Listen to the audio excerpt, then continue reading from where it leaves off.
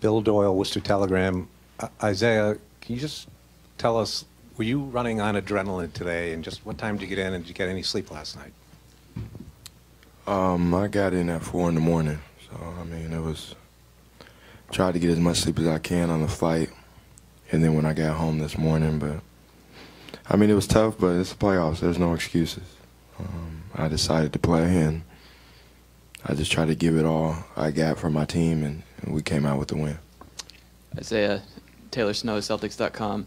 You came out of the game with less teeth than you came in with. Just what went through your mind when that incident happened, and then did it bother you throughout the rest of the game?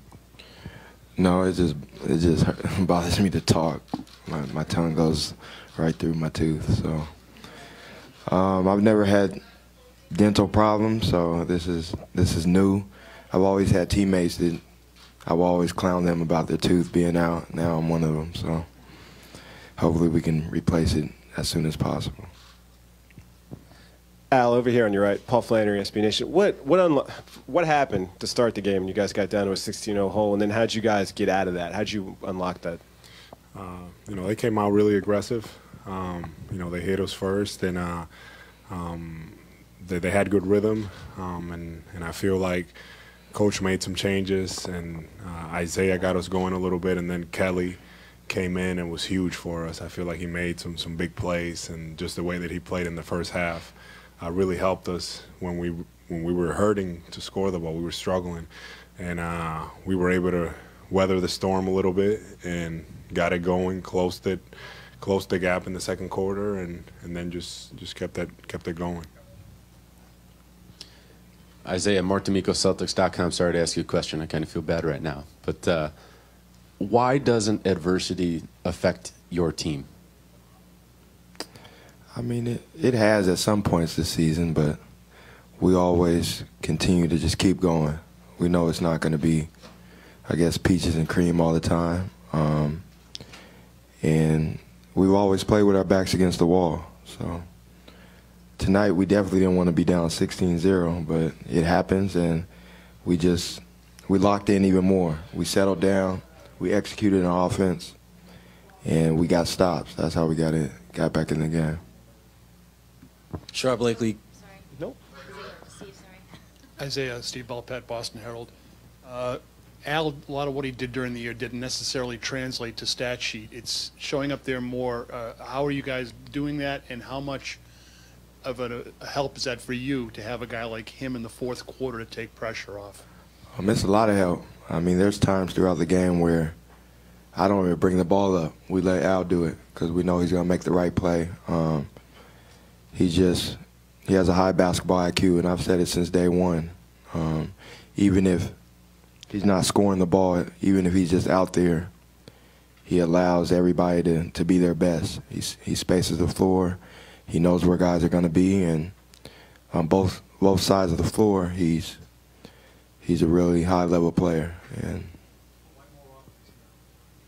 I mean, that's just how it is. I think they're trying to take me out the game, pressure me full court, and Al is like another point guard. He could bring it up and start the offense, and that's what we seen out of him last year, and we wanted him so bad because he's so versatile. Sharp Blakely, Comcast Sportsnet. Third quarter was really when you guys were able to kind of get control of this thing. When you look back at that point in time, what were some of the keys to you guys really asserting yourself? And follow up to that, Jay Crowder, just the impact that he makes on this team. He had a lot of shots he knocked down, but he did a lot of other little things too. So could you talk about those two things? Yeah, you know, I feel like you know, Jay was huge for us tonight, making some timely threes, and just all the other things that he's able to do on the court, defensively, and getting rebounds and hustling, and I feel like our guards were great tonight, just really defending on the ball, and just making them, you know, earn everything they got. Chris Mannix with The Vertical. Al, you've seen Isaiah do some remarkable things over this past week. Just your thoughts on what he did today, his performance, especially of no sleep, coming up and playing, things like that. Yeah, no, it was unreal. everything that's going on for him off the court, and for him to still be able to function at this level. Just a strong character. His will is very impressive, because I don't know if I would have been able to handle it in that way. And he's able to come in here and say no excuses, but he has a perfectly good excuse, and he still comes out. He's focused, and it was like he flew back with us from Chicago, yesterday. He didn't linger at all, and that just is a credit to him and his way to get prepared for the game. Chris Gasper, Boston Globe. This question's for Al. Al, in the fourth quarter, they got within 4, and you scored 7 straight points. Are you making a conscious effort in the playoffs to be more aggressive offensively, or are you just getting different opportunities maybe than you did at points during the regular season? I think that I'm taking advantage of, like Isaiah said, some of the, so much attention that he gets, and also the fact that it takes time for a new player to get comfortable, in a system and things like that. And I know that people expect for you to come in and just kill, and not every player can do that. There's some guys that can, and credit to them, but usually it takes a while. And I'm starting to feel more comfortable. The guys are making the game easy for me, and I'm trying to do the same for them. Abby Chin, CSN. Isaiah, what did happen to your tooth, and how painful was that?